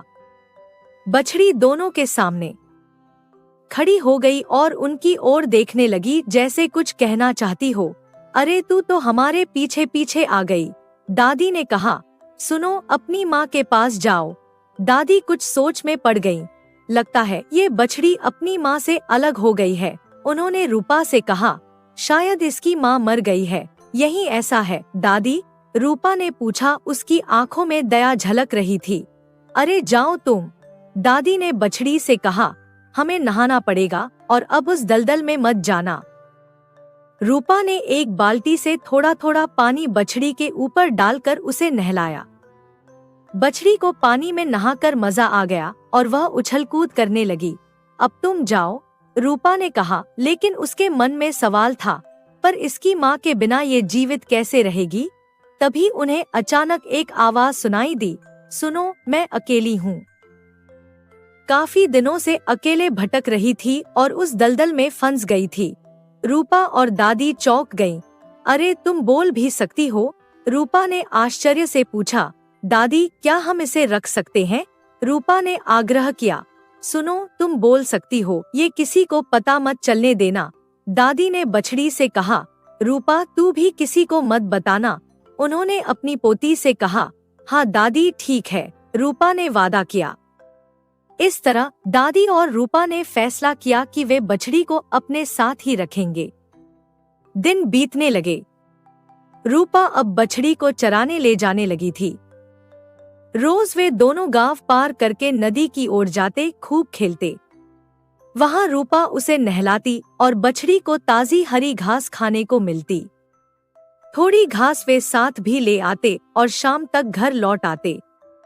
रूपा ने बछड़ी का नाम लाडो रख दिया था, क्योंकि वह उसकी और दादी की लाडली थी, उनके जीवन में नई खुशियां लेकर आई थी। एक दिन रूपा और लाडो नदी किनारे आए। लाडो घास खा रही थी और रूपा उसे सहला रही थी। अचानक लाडो को मस्ती चढ़ी और उसने रूपा को छोटी सी टक्कर मार दी। अच्छा, तो अब तुम ताकतवर होती जा रही हो और तुम्हें मस्ती सूझ रही है, रूपा ने खुशी से कहा। वह अपने दोनों हाथों से लाडो का माथा पकड़कर हल्का सा जोर लगाने लगी, जैसे वे दोनों कुश्ती कर रहे हों।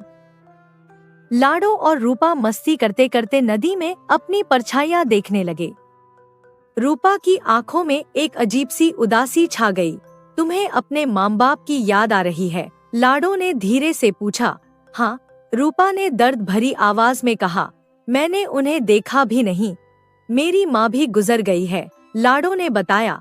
तब से मैं भटक रही थी। भगवान ने हमें मिला दिया। मैं और दादी तुमसे मिलकर कितने खुश हैं, रूपा ने लाडो के गले लगकर कहा। मुझे भी आपके प्यार ने ही फिर से जिंदा किया, लाडो ने कहा। रूपा ने लाडो की आंखों में देखा। उनमें एक अजीब सी चमक थी, जैसे वहां दूर क्षितिज पर सूरज की पहली किरणें। तुम्हारा नाम क्या होना चाहिए? रूपा ने सोचते हुए कहा। क्या मेरा नाम? लाडो ने पूछा। नहीं नहीं, मुझे सोचने दो, रूपा ने कहा। थोड़ी देर सोचकर रूपा बोली। लाडो, तुम मेरी लाडो हो। मेरे और दादी के जीवन में खुशी तुम्हारी वजह से आई है, हमारी लाडो। लाडो उछल-कूद कर खुशी जाहिर करने लगी। उसी समय रूपा की दो सहेलियां सीमा और पूजा दौड़ती हुई वहां आईं। रूपा, ओ रूपा, वे चिल्लाईं। उनके चेहरों पर चिंता के भाव थे। क्या हुआ? रूपा ने घबराकर पूछा। जल्दी चल रूपा, जल्दी चल, दादी, दादी। सीमा के शब्द अटक गए। दादी क्या? रूपा ने डरते हुए पूछा। दादी को उन्हें दिल का दौरा पड़ा है, पूजा ने कहा। वे तुझे बुला रही हैं। रूपा के पैरों तले से जमीन खिसक गई। वह तुरंत लाडो के साथ घर की ओर भागी। जब रूपा घर पहुंची तब तक बहुत देर हो चुकी थी। दादी धनी को हार्ट अटैक आया था और उन्होंने अंतिम सांस ले ली थी। रूपा फूट फूट कर रोने लगी। उसकी सहेलियां उसका हाथ पकड़कर उसे सहारा देने लगी। लाडो भी दुखी हो गई और रोती हुई रूपा के पैरों में अपना सिर रख दिया। दादी के बिना घर सूना सूना और खाली खाली लगने लगा। रात में रूपा और लाडो दोनों एक दूसरे के पास लेटे हुए दादी को याद करते रहे। लाडो भी रोई जा रही थी और रूपा के पास चिपक कर बैठ गई। लाडो उसे सहलाती रही और धीरे धीरे दोनों सो गए। उन्हें समझ में आ गया था कि अब इस दुनिया में वे दोनों ही एक दूसरे के सहारे हैं। रूपा अपनी दादी के गुजरने के बाद बहुत दुखी रहने लगी थी। दिन रात उनकी याद में खोई रहती और कभी कभी तो खाना खाना भी भूल जाती। लाडो उसका ध्यान रखती, उसे खाने के लिए मजबूर करती। धीरे धीरे दादी के जाने का दर्द कम होने लगा, पर उनकी कमी हमेशा महसूस होती। रूपा ने स्कूल जाना छोड़ दिया और अपनी दादी की तरह पापड़ बनाने और बेचने का काम शुरू कर दिया। वह अक्सर सोचती कि दादी होती तो कितना अच्छा होता, पर फिर लाडो को देखकर उसे ताकत मिल जाती। 5 साल बीत गए। लाडो अब एक सुंदर गाय बन गई थी। रूपा आंगन में खटिया पर पापड़ सुखा रही थी और लाडो पास में बैठी घास खा रही थी। दादी, रूपा ने आकाश की ओर देखते हुए कहा, आपके जाने के बाद कुछ अच्छा नहीं लगता। क्यों छोड़ गई आप? मम्मी पापा के बाद आप ही मेरा सब कुछ थी। उसकी आवाज सुनकर लाडो खाना छोड़कर वहां आई और रूपा को छोटी सी टक्कर मारी। रूपा का दिल रखने के लिए वह अक्सर ऐसा करती थी ताकि दोनों की मस्तियां शुरू हो जाए। अरे लाडू, तू इतनी बड़ी हो गई है लेकिन तेरी शैतानी अब तक नहीं गई, रूपा ने मुस्कुराते हुए कहा। लाडू फिर से उसे धक्का देती है। इतनी खूबसूरत हो गई हो फिर भी दिन रात रोती रहती हो, ऐसे कैसे घर बसेगा? लाडो ने गंभीरता से कहा। रुक तू शैतान, कहेगी हम समझती नहीं। अब तेरा वजन बढ़ गया है मेरे हाथों की रोटियां खाते खाते, रूपा ने पलटवार किया। दोनों हंसने लगी। दादी के जाने के बाद रूपा एकदम से बदल गई थी। अपने काम में इतना डूब गई थी कि दूसरी लड़कियों की तरह उसे सजने संवरने का ख्याल भी नहीं आता था। फिर भी उसका रूप मानो पिघलता सोना था, प्राकृतिक, शुद्ध और निखरा हुआ। सभी लड़कियां उससे जलती थी कि सारा दिन काम करने के बावजूद बिना श्रृंगार के भी वह इतनी खूबसूरत कैसे है। एक दिन रूपा की सहेली सीमा उसके घर आई। सुन रूपा, तू कहाँ रहती है? पिछले एक हफ्ते से तू खेलने नहीं आई है, सीमा ने शिकायत की। हाँ यार, बहुत दिन हो गए, रूपा ने माना। अब भूल जाओ यार। क्या भूल जाओ यार? दादी के जाने के बाद तो सिर्फ लाडो और तुम दोनों मेरी जिंदगी थे। अब पूजा ने भी छोटी बात पर झगड़ा कर लिया। यार 2 हफ्तों में मेरी शादी है, सीमा ने खुशी से बताया। मैं चाहती हूँ मेरी दोनों सहेलियां आए। तू तो अभी से मुझसे दूर रहने लगी। ऐसा नहीं है, रूपा ने अपना पक्ष रखा। मैं सोच रही थी अपना आंगन साफ करके यहाँ कुछ सब्जियां उगा लूं। बस इसी काम में बिजी थी। अरे लाडो, सीमा ने पीछे मुड़कर देखा जहाँ लाडो चुपचाप खड़ी थी। याद है बचपन की बातें? हम सब पहले कितना खेलते थे। दोनों सहेलियां अपनी पुरानी यादों में खो गईं। कैसे वे नदी किनारे खेला करते थे, एक दूसरे को पकड़ने की कोशिश करते, नदी में नहाते। पकड़ पकड़ मुझे, सीमा की आवाज गूंजी। तू पूजा मोटी होती जा रही है, रूपा की आवाज याद आई। रुक रुक रुक, मैं पकड़ती हूँ, पूजा की आवाज भी याद आई। मोटी होगी तू, मुझे तू पकड़ नहीं सकती, रूपा की आवाज। मैं तो चली नदी में नहाने, सीमा की आवाज। रुको रुको, मैं भी आ रही हूँ। यह आवाज वर्तमान से थी, लाडो की, जिसने अचानक बोलना शुरू कर दिया था। उसको सुनते ही पूजा और सीमा चौंक गईं। रूपा ने लाडो को गुस्से से इशारा किया। क्या कर रही है? लाडो अपनी गलती समझकर झट से बछड़ी की तरह बोलने लगी। मुंह मुंह, उनका ध्यान बंटाने के लिए। सीमा और पूजा एक दूसरे की ओर देखकर मुस्कुराईं। तेरी गाय भी कितनी प्यारी है। उस दिन के बाद रूपा और लाडो फिर से रोजाना नदी किनारे जाने लगे। रूपा पापड़ों का काम निपटाकर लाडो के साथ वहां आराम करती, कभी कभी सब्जियां और जंगली फल भी इकट्ठा करती। एक सुबह रूपा और लाडो नदी किनारे थे। रूपा पत्थर पर रोटियां बना रही थी और लाडो पानी में नहा रही थी। मुझे तो पानी में खूब नहाना है, लाडो ने पानी में छलांग लगाते हुए कहा। हाँ हाँ, तू नहाया कर, रूपा ने मुस्कुराते हुए कहा। मैं काम ही करती रहूं, तुझे क्या नहाने की जरूरत है? इतनी सोनी तो लग रही है तू। तू अपना मुंह बंद कर, समझी? लाडो ने मजाक में चिल्लाया और हंसते हुए पानी में फिर से छलांग लगा दी। अब मैं थोड़ी सब्जियां और दाने जंगल से ले लेती हूँ, रूपा ने कहा। फिर खाना यहीं बना लूंगी, आज बहुत काम है। तभी एक अनजान आवाज ने उसका ध्यान खींचा। सुनिए, रूपा ने मुड़कर देखा तो एक अजनबी युवक वहां खड़ा था। आप कौन हैं? रूपा ने सावधानी से पूछा। आप कौन हैं, साहब? उसने फिर से पूछा, जब अजनबी ने तुरंत जवाब नहीं दिया। जी, मैं इस गांव में नया आया हूँ, युवक ने मुस्कुराते हुए कहा। रूपा उसे भाव दिए बिना अपना काम करती रही। गांव में किस लिए? उसने पूछा बिना उसकी ओर देखे। मैं इस गांव का पहला वाटर सप्लाई मैनेजर हूँ, युवक ने गर्व से बताया। मतलब? मुझे शहर से यहाँ पानी की लाइन लाने के लिए चेकिंग इंस्पेक्टर के तौर पर रखा गया है। तो चेकिंग कीजिए, रूपा ने सपाट आवाज में कहा, फिर से अपने काम में लग गई क्या? युवक मन ही मन सोचने लगा, इतनी सुंदर और इतनी खड़ूस, कैसी अजीब लड़की है। ठीक है, उसने अंततः कहा, मैं चलता हूँ। जाइए, रूपा ने कहा बिना उसकी ओर देखे। जैसे ही वह युवक चला गया, लाडो पानी से बाहर निकली। अरे रूपा, कौन थे ये भाई साहब? उसने पूछा। नए आए हैं गांव में, रूपा ने बताया, रोटियां बनाते हुए। चेकिंग करेंगे कहते हैं। लाडो ने कहा, मैं तो नहा लिया है, तो खाना खा लें। मैं तो आज 2 रोटियां खाऊंगी। ठीक है, रूपा हंसी। रोटियां बनाकर उसने उनमें ढेर सारा घी डाला और लाडो को दे दिया। फिर अपने थैले से अचार निकालकर वह अपनी रोटी खाने लगी। वह युवक, जिसका नाम कुमार था, अभी भी थोड़ी दूर से उन्हें देख रहा था। ये लड़की सबसे अलग लगती है, उसने सोचा। दिन बीतते गए और कुमार अक्सर नदी किनारे रूपा और लाडो को देखने लगा। धीरे धीरे उसने हिम्मत जुटाई और फिर से बात करने की कोशिश की।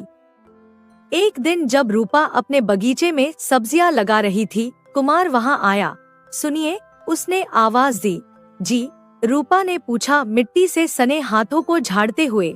मुझे एक काम था, कुमार ने हिचकिचाते हुए कहा। जी बोलिए, रूपा ने कहा, अब उसकी ओर ध्यान देते हुए। क्या आप मेरे लिए टिफिन व्यवस्था कर सकती हैं? कुमार ने एक सांस में पूछ लिया। यह सुनकर लाडो को गुस्सा आ गया। उसने तिरछी नजर से कुमार को देखा। क्यों? रूपा ने पूछा। 3 महीने मुझे यहाँ रहना है, कुमार ने बताया। गांव में किसी को नहीं जानता, खाना बनाना आता नहीं। लाडो ने फिर से तिरछी नजरों से उसे देखा, जिससे कुमार थोड़ा घबरा गया। लेकिन मेरे हाथ की रोटी शहर के अफसर को भाएगी? रूपा ने शंका से पूछा। अरे आप चिंता न करें, कुमार ने जल्दी से कहा। उस दिन आपके हाथ की रोटी देख ली ना, तब से उसके बाद से कुछ पसंद ही नहीं आया। लाडो की ओर से अजीब सी आवाज सुनकर कुमार डर गया। मैं आपको टिफिन के पैसे रोज दे दूंगा, उसने जल्दी से जोड़ा। ठीक है, रूपा ने आखिरकार मान लिया। कल सुबह आपका टिफिन तैयार कर दूंगी। लाडो ने कुमार की ओर फिर से देखा और कुमार डरकर भाग गया। क्यों उसे डरा रही है? रूपा ने लाडो से पूछा। जब कुमार चला गया तो उसे रोज झेलना है, लाडो ने मुंह फुलाकर कहा। लेकिन क्यों? रूपा ने पूछा। अरे यार, वो टिफिन के पैसे देगा, हमारी अच्छी अच्छी कमाई होगी। लाडो ने फिर से मुंह फुला लिया। इस तरह धीरे धीरे रूपा और कुमार के बीच बातचीत शुरू हुई। रूपा रोज उसके लिए टिफिन बनाती और कुमार उसे लेने आता। वे अक्सर बातें भी करने लगे, अपने अतीत के बारे में, अपने सपनों के बारे में। क्या हुआ था आपके माता पिता को? एक दिन कुमार ने पूछा। हमारे पहले से कोई आमदनी नहीं थी, रूपा ने बताया। मम्मी पापा मजदूरी करते थे, लेकिन वे भूचाल में गुजर गए। फिर दादी पापड़ बेचकर घर चलाती थी। 5 साल पहले वो भी चली गई। मुझे काफी दुख है इस बात का, कुमार ने सहानुभूति से कहा। मैं अनाथ आश्रम में पढ़कर बड़ा हुआ और अफसर बना।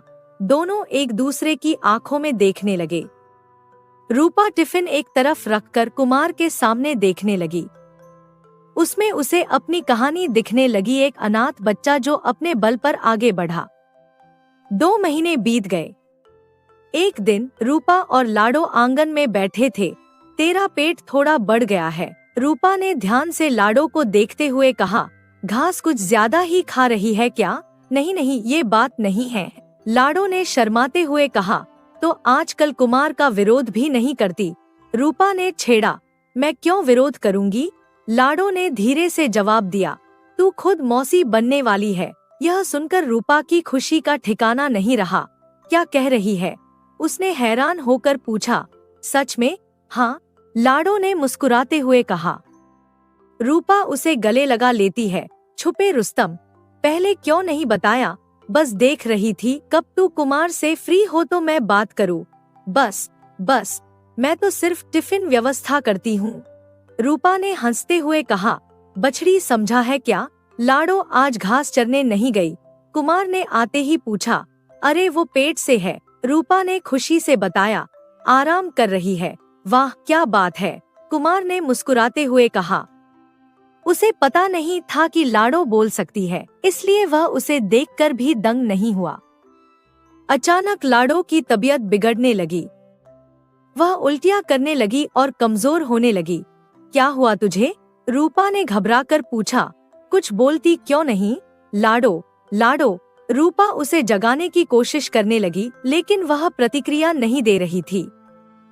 कुमार लाडो के गले में हाथ लगाकर देखता है। सुनो, उसकी आवाज भारी हो गई। लाडो, लाडो नहीं रही।